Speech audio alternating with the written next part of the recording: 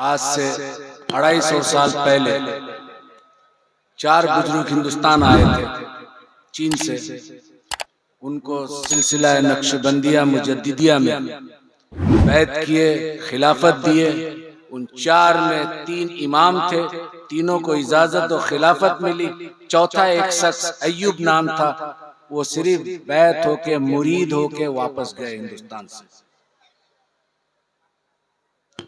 ये 3 शख्स जिसको खिलाफत मिली थी, उनका नाम है सैयद दाऊद रहमतुल्लाह अलैह, शाह कमालुद्दीन नक्शबंदी रहमतुल्लाह अलैह, शाह शमसुद्दीन रहमतुल्लाह अलैह।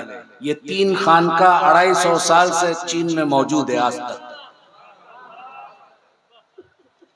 चीन के कम्युनिस्ट पार्टी इस वक्त चीन दुनिया में बहुत पावरफुल कंट्री है। आज हम तमाम मोबाइल्स यहाँ रखा हुआ, वो लगभग 90% चीन का पैदावार है। मेरा चचा नक्शबंदी सिलसिला के बहुत बड़े मशाइख थे, 12 से 12.5 लाख मुरीद था। सुभान अल्लाह। उन्होंने हमें तरबियत दी। मेरा ताल्लुकात हिंदुस्तान से इसलिए है कि मेरे वाली साहब हिंदुस्तान आए, मेरा माँ हिंदुस्तान के। मेरी तालीम चाइना में हुई। जब तमाम तालीम खत्म हो गया, ग्रेजुएशन हो गया चाइनीज जबान में, तो मेरा वाली साहब कहे कि क्या बनना चाहते हो, डॉक्टर, इंजीनियर? तो हमने कहा कि हमारे आबो अजदाद क्या थे, हम अपने दादा के बारे में ज्यादा जानकारी नहीं था। बोले हम सब नक्शबंदी सिलसिला के थे। हमारे वाली साहब यानी कि मेरा दादा शाह कमालुद्दीन नक्शबंदी रहमतुल्लाह अलैह, मेरा वाली साहब कहे कि वो दीन का खिदमत किए, उसका वाली साहब दीन का खिदमत किए। तो हमने कहा कि जब इस खानदान से हम बिलोंग करते हैं तो फिर हमें दुनियावी तालीम क्यों दी? दीनी तालीम किसी मदरसा में देना चाहिए था। तो बोला कि आका अलैहिस्सलाम का एक मशहूर वाक़यात है, हदीस नहीं है, कि इल्म सीखना के लिए अगर चीन जाना पड़े, बस इस वजह से हमारा ताल्लुका चीन से है। और ये आका अलैहिस्सलाम के जमाने में बहुत मशहूर था, इसलिए हमने चीन भेज दिया तुम्हें। बहरहाल तब मेरा शौक और ज़ौक़ इमाम रब्बानी मुजद्दिद अफसानी रहमतुल्लाह अलैह पे हुआ कि सिलसिला नक्शबंदी मुजद्दिदी का बानी जो है इमाम रब्बानी मुजद्दिद अफसानी रहमतुल्लाह अलैह। तो जिस शख्स के बारे में मैं जानता नहीं, उनके मजार में जाकर किस तरह ताजीम और तकरीम किए मैं नहीं जानता, इसलिए मैं नहीं जाता था। पहले इस शख्स के बारे में जान लूं, फिर उसके बाद तो मैं स्टडी करने लगा, उर्दू पढ़ने लगा। फिर बहुत जल्दी पढ़ा, क्योंकि बरस जब शौक होता है किसी लैंग्वेज को सीखने के लिए, तब अल्लाह ताला भी मदद करता है। वो दीन का मामला था, तसव्वुफ का मामला था, तो बहुत जल्दी ये मरहला खत्म हो गया। फिर बहुत सारे अरब ममालिक में मैं गया देखने के लिए, मिस्र, सूडान, इथोपिया, जितना अरब मुल्क है। फिर उसके बाद सेंट्रल एशिया गया, जितना 1991 में उज्बेकिस्तान, किर्गिस्तान, सोवियत यूनियन टूटने के बाद इस हिस्सा में मुसलमान हनफी ज्यादा है, अप टू तुर्की तक। उसके बाद जब दीनी तालीम पूरा मुकम्मल हो गई, अब ज़ौक़ और शौक व तसव्वुफ क्या है। और तसव्वुफ सीखने के लिए सबसे पहले आपको 2 चीज चाहिए। एक आपको कामिल मशाइख, जिसको हम पीर साहब कहते हैं। आज यहाँ एक बहुत बड़े पीर महबूब अली शाह रहमतुल्लाह अलैह यहाँ आज हम लोग को हाजिरी का नसीब हुआ। वो कौन शख्स थे, क्या थे, जो दुनिया भूल नहीं पा रहा है? वो पूरी जिंदगी तसव्वुफ के बुजुर्ग थे। जब तसव्वुफ के बुजुर्ग सुलूक की राह में कमालात हासिल कर लेते तो अल्लाह ताला उनको अपना दोस्त बना लेता है और विलायत के नेमत से नवाज देता है। तो उन्हीं के एक ज़ौक़ और शौक और एक रूहानी निस्बत हमें यहाँ खींच के लेके आई। मेरा मादरी जबान चाइनीज है। अब चीन के बारे में थोड़ा मैं जानकारी दे दूं। हम रसूलुल्लाह सल्लल्लाहु अलैहि वसल्लम के ताज़ीम में जब वहाँ जुमा का नमाज होता है तो हर मस्जिद है, तो जुमा के नमाज के बाद सलात व सलाम पढ़ा जाता है। और जब सलात व सलाम पढ़ा जाता है, अगर ये गांव साइड में मस्जिद है तो वो किसान लोग खेती करता है, कुछ लोग गाड़ी से जाता है, तो जब ये सलात व सलाम पढ़ा जाता है और इसका आवाज जहां तक जाता है, औजार छोड़ के खड़े हो जाते हैं। सुभान अल्लाह, सुभान अल्लाह। मैं ऐसा ताज़ीम दुनिया के किसी भी मुख्तलिफ इलाकों में सफर का हासिल किया, लेकिन देखा नहीं। तो फिर मेरा दिल, ये इतना चाइनीज लोग इतना मोहब्बत और इतना ताज़ीम और तौकीर, तो वो पता चला स्टडी करके कि ये 3 खानका जो बनाए थे उसी की कमालात है। अब सवाल उठा, क्योंकि तबलीग जमात के लोग भी चीन पहुंचे थे, पाकिस्तान से उनका ताल्लुकात अच्छा था, तो जुमा के टाइम ये लोग बैठे रहते थे। तो मेरा चचा बोला कि ये पाकिस्तान का और हिंदुस्तान का भाषा तुम लोगों का एक ही है? हम बोला लगभग एक ही है, उर्दू बोलते हैं, हम हिंदी बोलते हैं। तो बोला समझ सकते हैं? बोला तो इन लोगों को कहो कि आइंदा हमारे मस्जिद में ना आए, नमाज पढ़ के चले जाए, दीन ना लेके आए, क्या सिखाने आए? बोले क्यों? बोला हज़रत साद बिन अबू वक्कास रजी अल्लाह ताला अन्हु चीन में आ चुके थे, उसके दीन को हम पकड़ेंगे, इनसे कह देना है कि तुम अपना दीन मुबारक को ले जाओ। तो बोले कि नहीं, ये नमाज में बैठना और सलातो सलाम पढ़ना खड़ा कहां से साबित है, दलील दीजिए। वो तबलीग जमात के 16 आदमी थे। आज तो तबलीग जमात चीन में बैंड है, वहाबी बैंड है, सिर्फ अगर चीन का सरकार इस्लाम को कबूल करता है तो वो बोलता है कि खानका के जैसा मुसलमान बनाओ जो मोहब्बत फैलाता है। नारे तकबीर, नारे रिसालत, मसलके आला हजरत, मसलके अहले सुन्नत। सुभान अल्लाह। अब सवाल है,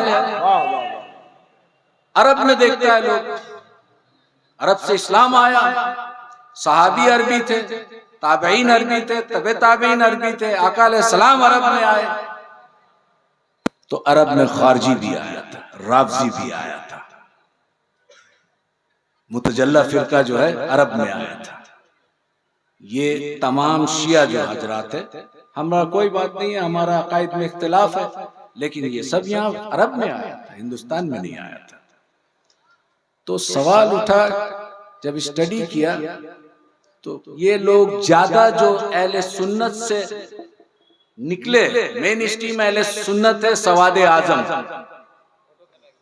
लेकिन इससे जो साखे निकला मुख्तलिफ फिरकों में बटा, वो तमाम के तमाम फिरका कुरान से दलाइल देते। अब ये तबलीग जमात के लोग बोलते हैं कि खड़ा होके साबित करो, ये करो, वो करो। तो हमने उसको पूछा, जवाब दिया, देखिए मेरा चचा यहाँ के ये है और पीर साहब है और वो पसंद नहीं करते, लिहाजा आप लोग यहाँ दीन फैलाने ना आए। क्यों? आप दलील से बात कीजिए। आका अलैहिस्सलाम इमाम शाफी ने इसकी जवाब दे दी। इमाम शाफी रहमतुल्लाह अलैह फरमाते हैं कि हम बिद्दती उम्मतियों से हदीस लेना बंद कर दिया। तो इमाम शाफी रहमतुल्लाह अलैह से सवाल किया, या मोहम्मद बिन इदरीस अश-शाफी, या इमाम शाफी, उम्मत में बिदात करने वाला, बिदत फैलाने वाला कौन है? बोलता है तुम्हें मालूम नहीं? उम्मत में बदतरीन उम्मत वो है जो आका अलैहिस्सलाम की ताजीम के लिए दलील के कायल है, दलील ढूंढता है। आका अलैहिस्सलाम के ताजीम के लिए जो दलील मांगे वो इमाम शाफी के नजदीक बदतरीन उम्मत है। जवाब दे दिए। तो हमने उनसे वही दोहराया इमाम शाफी के कौल को कि भाई इमाम शाफी ने इसका जवाब दे दिया, अब क्या कहते हैं? बोला नहीं आप दलील दीजिएगा। हम बोला देखो ऐसा है, एक हदीस है। बोला आप आलिम हैं? हमने कहा कि नहीं आलिम नहीं है, हम अपने चचा के साथ है, बहुत सारा मुताला किया किताब के। हदीस में एक रिवायत आया है, हजरत बिलाल हबशी रजी अल्लाह ताला अन्हु ये हब्स के थे। उस वक्त हब्स आज के जो है इथोपिया कहलाता है। तो इथोपिया से 12-14 आदमी आका अलैहिस्सलाम मस्जिद नबवी में आए थे। आने के बाद उन लोग आका अलैहिस्सलाम और हजरत अबू बकर सिद्दीक, उमर फारूक रजी अल्लाह ताला, उस्मान गनी सब बैठे हुए साहबा। तो ये जो अफ्रीका के लोग 7 फुट 6.5 फुट के लंबा मोटा चौड़ा बॉडी का, ये सब जो है जिस तरह खाना काबा का तवाफ करते हैं उसी तरह आका अलैहिस्सलाम बैठे हुए और चारों यार सब साहबा बैठे हुए। वो एक तरफ उठ के एक पांव उठा के मोहम्मद बिन साले, मोहम्मद बिन साले, और एक हाथ उठा रहे, एक हाथ ऐसा कर रहे और ऐसा घूम रहे। तो उमर बिन खत्ताब रजी अल्लाह ताला अन्हु खड़ा हुए, रोकने का कोशिश किया। आका अलैहिस्सलाम फरमाए, या उमर बैठ जा, बैठो, कर लेने दो पूरा। फिर जब पूरा खत्म हो गया तब बैठे। तो फिर आका अलैहिस्सलाम उमर को मुखातिब करके, अब पूछो क्या पूछना चाहते। तो जब उमर बिन खत्ताब पूछे उनसे कि तुम लोग ये क्या करते हो, तो वो जवाब सुन लीजिए, हम अपने राजा का इस्तकबाल इस तरह करते, आप 2 जहां के राजा है तो आपके इस्तकबाल इस तरह ना करूं। वो अजमी थे, अरबी नहीं थे। तो हदीस में आया ये रिवायत। 12 तौहीद, क्योंकि अहले अरब जो खास करके वहाबी अपने आप को सल्फी या हिंदुस्तान में अहले हदीस कहते हैं, वो कहते हैं कि अहले सुन्नत के पास में तौहीद नहीं है। हमारे बुजुर्गाने दीन जो गुजर के आए, ये सब तौहीद के उस मकाम पे पहुंचे जहां पर तौहीद के मार्फत, अल्लाह की मार्फत हासिल कर ली। तुम जो तौहीद का बयान करते हो, वसीला को मानते नहीं हो, तो उस पर थोड़ा डिबेट हुआ हमसे। तो हमने कहा कि देखो, खुदा मत बनो। बोला हम खुदा कैसे बनते, माज़अल्लाह अस्तगफिरुल्लाह। हम बोला वो रब्बे जल जलाल होकर अपने तौहीद को बयान करता है तो क्या कहता है, कुल हुवल्लाहु अहद।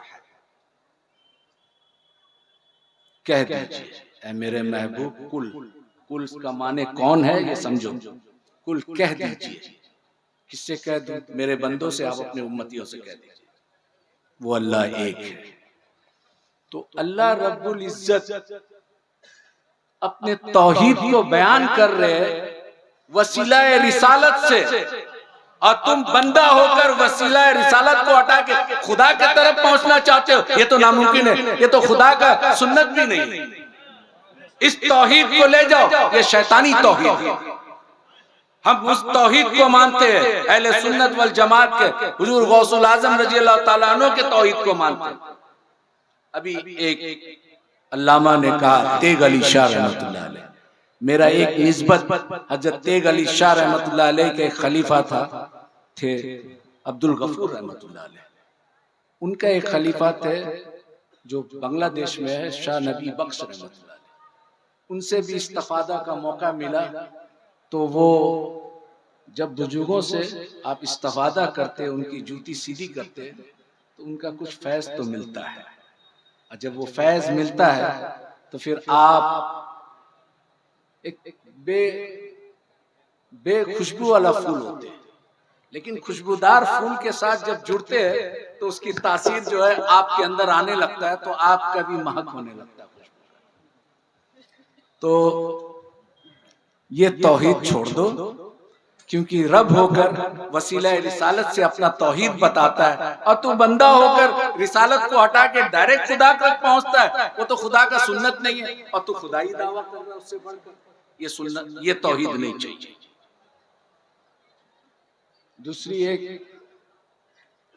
बुजुर्गाने दीन क्या सिखाते हैं भाई, एक जब जाहिरी इल्म हासिल कर ले, उसके बाद अल्लामा का डिग्री ले ले, अब वो बातिन के अहवाल को सुधारने के लिए कहां जाए, तो वो किसी बुजुर्ग कामिल वली की तलाश करता है। बहरहाल जो भी सिलसिला हो, और जब वो तलाश करता है तो उसकी जूती सीधी करता है, उस वक्त तक सीधी करता है जब तक अपना इरादा अपने उस्ताद के इरादे में गुम ना कर दे। अब उस्ताद जो चाहता है वो करता है। इसको फनाफिल शेख कहते हैं कि अपने इरादा को तर्क कर दिया और अपने उस्ताद के इरादे को गलबा लाया। वो जो बनाना चाहता है वो बनना चाहता है। वो क्या सिखाते हैं? 2 सब्जेक्ट, तमाम खानकाह में 2 सब्जेक्ट, एक रूह, दूसरा नफ्स। रूह और नफ्स का क्या ताल्लुकात है, तमाम बुजुर्गाने दीन का फोकस इस पर है। अब इसको एक एग्जाम्पल के तौर पे हम समझाते हैं। हमारा एक जिस्म है, जिस्म एक मुल्क है, उसका कैपिटल उसका दिल है। 2 पॉलिटिकल पार्टी है अमेरिका में, 2 पॉलिटिकल पार्टी है, डेमोक्रेटिक रिपब्लिक। हिंदुस्तान में मल्टी पार्टी सिस्टम है। अब 2 पार्टी लड़ाई करता है कैपिटल को कब्जा करने के लिए, रूह और नफ्स। रूह कोशिश करता है बंदों का कल्ब को हासिल करने के लिए, नफ्स कोशिश करता है बंदों के कल्ब को हासिल करने के लिए।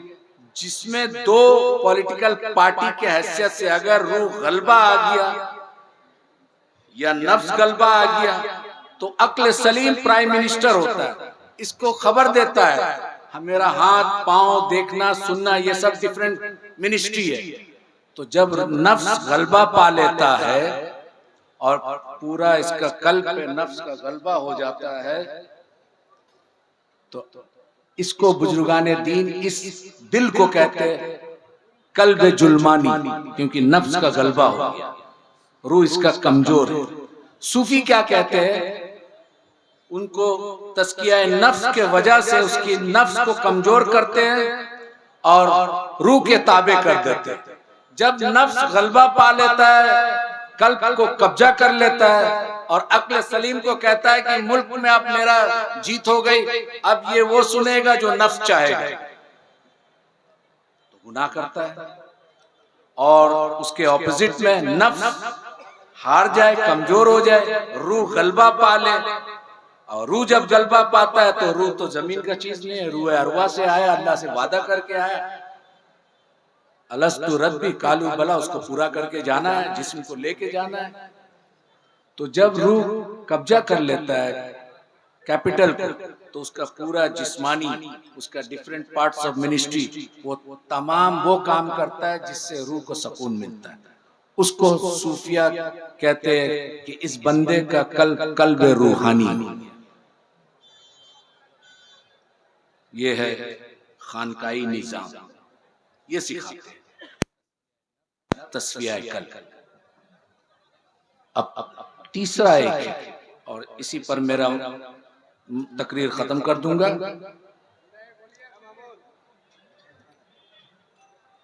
गौर से सुनिए आप लोग। चाइनीज जबान में लिंग ख्वन कहते हैं, लिंग ख्वन। अज़ीज़ान मिल्लत इस्लामिया, शहज़ादे गौसे आज़म औलादे रसूल हुज़ूर सैयदी शबाहत मियां साहब क़िबला की आमद है। इस्तक़बाल कर लें पूरा मजमा दिल लगाकर। नारे तकबीर, और ज़रा बुलंद आवाज़ से नारे तकबीर, नारे रिसालत। हुज़ूर सैयदी शबाहत मियां साहब क़िबला फैज़ाने औलिया कॉन्फ्रेंस उर्से हज़रत दाता महबूब शाह। नारे तकबीर, नारे रिसालत।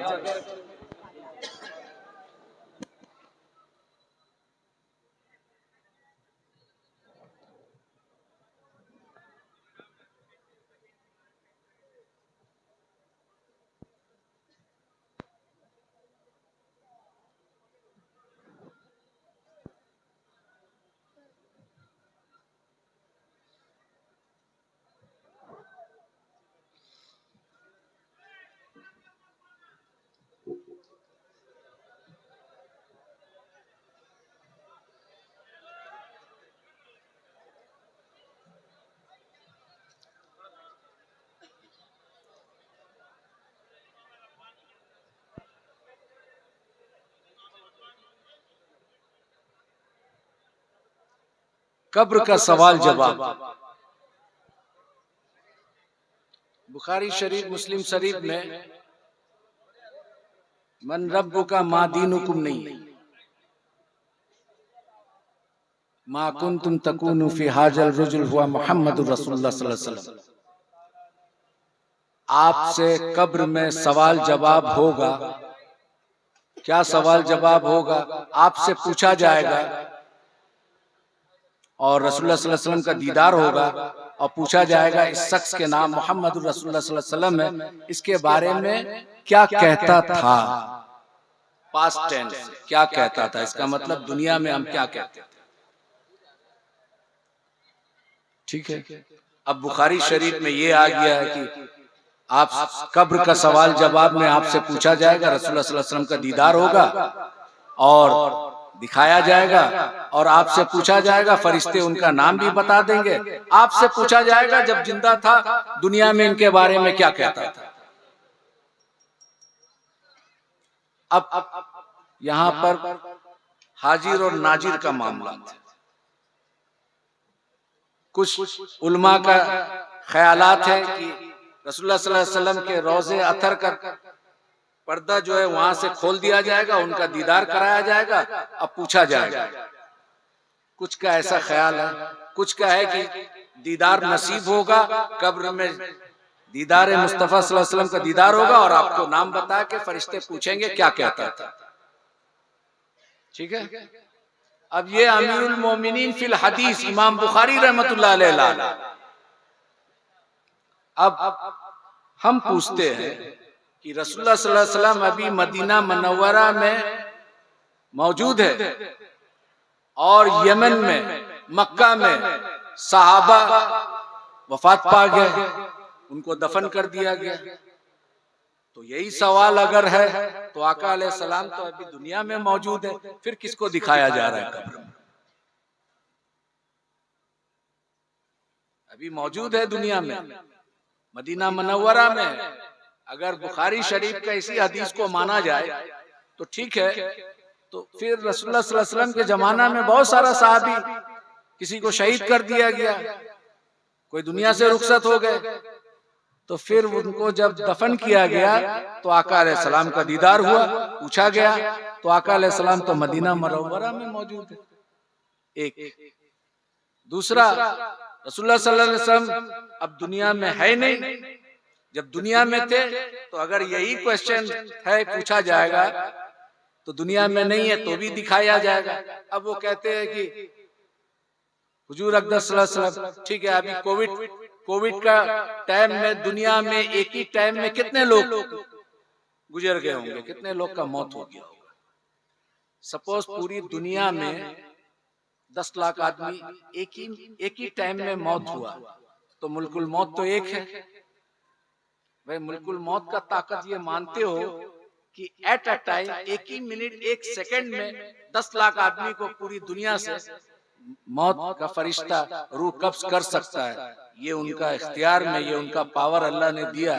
और ये 1 लाख आदमी को एक ही टाइम में दफन कर दिया जाए और एक ही टाइम में मुनके नकीर रसूलुल्लाह सल्लल्लाहु अलैहि वसल्लम को जियारत भी हो रहा है और पूछा जा रहा है कि इसके बारे में क्या कहता है। तो हर जगह हाजिर और नाजिर नहीं है।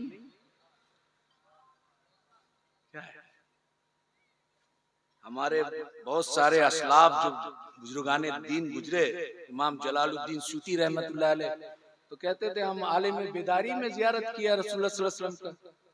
इमाम रब्बानी मुजद्दिद अल्फसानी रहमतुल्लाह अलैह वो तशव्वुद में अशहदु अल्ला इलाहा भूल गए थे, क्योंकि अस्सलामु अलैका अय्युहन नबी जब बोले थे तो उसको जवाब रसूलुल्लाह सल्लल्लाहु अलैहि वसल्लम दिए थे, वो उंगली उठाना भूल गए। आज समरकंद, बुखारा, उज़्बेकिस्तान, अफगानिस्तान का नॉर्दर्न पार्ट जो नक्शबंदी आज भी नहीं उठाते, बोलते इमाम रब्बानी भूल गए। नहीं, मकतूबात रब्बानी में उन्होंने खत लिखा। वो काजी नौमान बदख्शी रहमतुल्लाह अलैह को खलीफा थे कि देखो फकीर ने जो है नमाज में इस तरह का मामलात आया तो तशव्वुद में, क्योंकि आप हनफी है तो हनफी है तो अशहदु अल्ला इलाहा उठाएंगे, लेकिन आपने भूल गए। क्योंकि उस वक्त भूलने का कारण ये था कि रसूलुल्लाह सल्लल्लाहु अलैहि वसल्लम का सलाम का जवाब सुन लिए थे, और जो शख्स रसूलुल्लाह सल्लल्लाहु अलैहि वसल्लम का जवाब सुन ले वो किस्सा ये सुन्नत याद रहेगा। तो उन्होंने कहा कि मैंने अपने खलीफा को लिखा, वो वक्त के मुजद्दिद थे लेकिन साहिब शरीयत तो नहीं थे। आज भी चाइना के बहुत सारे रिमोट एरिया में वो नहीं करते, बोलते इमाम रब्बानी रहमतुल्लाह अलैह के मकतूबात रब्बानी में नहीं है। बहरहाल, तो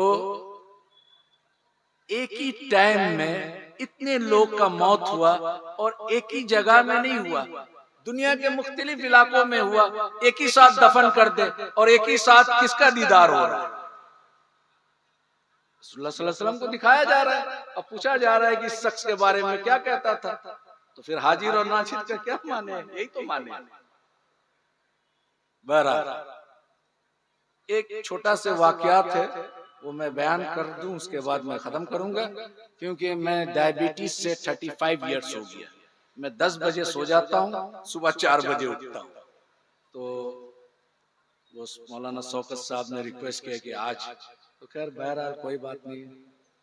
मेरा चचा चीन में बहुत बड़े बुजुर्ग शाह सईद रहमतुल्लाह अलैह अभी हाल फिलहाल 4-5-6 साल हुआ इंतकाल कर गया। तो उनके पास आए, वो बड़ा खामोश रहते थे, 91 इयर्स तक हयात था, लेकिन कमजोरी की वजह से वो खड़ा बैठ के नमाज नहीं पढ़ाए।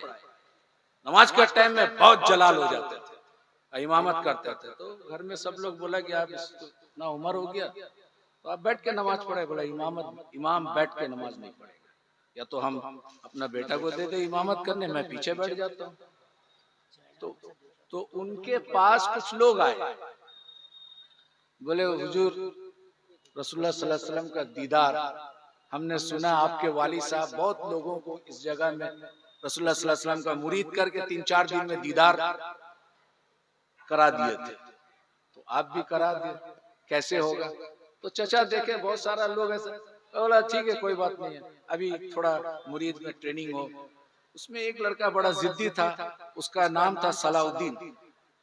वो थोड़ा चाइनीज कराटे कुंफू का मास्टर भी था, बहुत सारा अवार्ड ले चुका था। तो वो थोड़ा जिद करने लगा। तो चचा बोले ठीक है, तुम रसूलुल्लाह सल्लल्लाहु अलैहि वसल्लम का दीदार करोगे, कसरत से दरूद शरीफ पढ़ो और कसरत से सुन्नत पर अमल करो। तुम 40 दिन तक करो, फिर उसके बाद इंशाअल्लाह हम रसूलुल्लाह सल्लल्लाहु अलैहि वसल्लम का दीदार करा देंगे। वो शुंफा बोल के एक जगह है, वहां पे सैयद अब्दुल फतूह रहमतुल्लाह अलैह आए थे समरकंद से। उन्होंने उस जगह में कुछ तिब्बती लामा ग्रुप था, वो पूरा मुसलमान हो गया। वो एरिया में चाइना का सालार कौम कहते हैं, ये लोग तुर्की से आए थे। वहां मिर्चा एक होता है, छोटा मिर्चा होता है, वो बहुत झाल, एक मिर्चा खाना मुश्किल है। तो चचा बोले कि सालाचू, हम चाइनीज में बोल रहे हो, जिस तरह मेरा चचा बोले सलाउद्दीन नीची सालाचू ना पेन ना लाचाओ कोला। सलाउद्दीन सालार चले जाओ, वहां का मिर्चा लेके आना। हदा पापा बोलते थे, बाबा, पापा माने बाबा, हदा पापा वो चितावला था छीला माय खोला आ गया। बोला सलाउद्दीन मेरे हुजरा में आ जाओ। फिर एक ताला था, चाबी लगा दिए और चाबी मेज में रख दिए। बोले मिर्चा पूरा खा लो। मिर्चा खा लिया। एक मिर्चा खाना मुश्किल है, वो 50 ग्राम मिर्चा। वो बस उम्र था, बड़ा जौक और शौक रखता था, तो चिबा चिबा के खा लिए। खाने के बाद उसको हिचकी आने लगा। अब वो पानी खोजे। बोला सलाउद्दीन पानी मत पीना, अगर अपना ख्वाब को पूरा करना है तो पानी मत पीना, और अगर झाल बर्दाश्त ना हो तो चाबी वहां रखना है, खोल के चले जाओ और ये इरादा तर्क कर देना। ठीक है। अब वो परेशान, इधर छपक इधर ये उधर वो, अब थूक निकाल रहा है मुख से और थूक में जबान को लगा रहा है, लहर रहा है। वो तो मिर्चा आम मिर्चा नहीं है। आप यहाँ कालिम्पोंग दार्जिलिंग में चले जाइए, एक छोटा सा मिर्चा आता है, उसको क्या डल्लू कुरसाई बोलते हैं लोकल लैंग्वेज में। वो एक तो खा लीजिए। आसाम में चले जाइए, भूत, वो बंगला भाषा में मिर्चा को क्या बोलता है, नहीं भूत लंका ना क्या बोलते हैं आसाम में, वो खा के एक तो दिखा दीजिए आप। तो वो सालार का वो मिर्चा खाने के बाद ये तड़प रहा है, ये कर रहा है, वो कर रहा है। बोला सलाउद्दीन नीनेन दरूद। सलाउद्दीन दरूद शरीफ पढ़ो, तुमको दीदार करना है, तुम्हारा वो ख्वाब को पूरा करो, चाबी वहां रखना है, अगर दम तोड़ दे तुम्हारा ख्वाहिश तो फिर ताला खोल के घर चले जाना, पानी पी लेना। अब वो किसी तरह से ऐसा वैसा करके, और चचा जो है तो ज्यादा उम्र हो गया था, सो गए। अब पानी भी सामने रखा हुआ है, पानी सामने है, पीना है नहीं पीना है। अब वो बोला नहीं पिएंगे। किसी तरह से फजर का टाइम में चचा उठते तहज्जुद के लिए, तो देखा ये अभी भी वैसे ही, थोड़ा देर के लिए उसका नींद लग गया। जब चचा उठे, आवाज आया वजू करने का, तो वो उठे, सोचे कि हम पानी लेके आएंगे और थोड़ा मुख में डाल लेंगे। तो जल्दी से चचा का पानी लेके आए लोटा में, और बोले कि मैं भी वजू कर लूं ताकि पानी मुख में चले जाए। तो बोला बेशक तुम मेरे लिए पानी लाए, लेकिन तुम अभी वजू मत करना। मैं क्यों? बोला तुम अभी तहज्जुद तो पढ़ोगे नहीं। बोला हम भी पढ़ेंगे, तो फिर मिर्चा का झाल खत्म हो जाएगा। बोला नहीं करेंगे। चलो ठीक है, तुम फजर पढ़ लेना। चचा तहज्जुद से फारिग हो गए, मस्जिद में चले गए, इमामत किए। अब वो पूछने लगा, तो चचा के हुजरा में आए कि हम पूरा मिर्चा खा लिया, पानी नहीं, ताला भी खोला नहीं, रसूलुल्लाह सल्लल्लाहु अलैहि वसल्लम का दीदार नहीं हुआ। बोला तुमको नींद लगा था? बोला थोड़ा देर के लिए लगा था। क्या देखा? बोला हर तरफ पानी देख रहे, आसमान से पानी गिर रहा है, पहाड़ से पानी आ रहा है, घर में पानी है, हर तरफ पानी पानी। बोला हाँ ठीक है अल्हम्दुलिल्लाह। कल जब मिर्चा खिलाया था तुम्हें, वो आम मिर्चा तो नहीं था, सालार का मिर्चा था। तो तुम पानी के लिए तुम्हारा मेंटली, साइकोलॉजिकली, तुम्हारा जाहिर, तुम्हारा बातिन, तुम्हारा हर चीज तवज्जो पानी में था। जब तुम्हारा पूरा तवज्जो पानी में था, तो ख्वाब में तुम पानी देखा। अब जिस दिन रसूलुल्लाह सल्लल्लाहु अलैहि वसल्लम पर इस तरह का तवज्जो करोगे, तो वो रहमतुल लिल आलमीन का दीदार नसीब। वाखिरु दावाना अल्हम्दुलिल्लाहि रब्बिल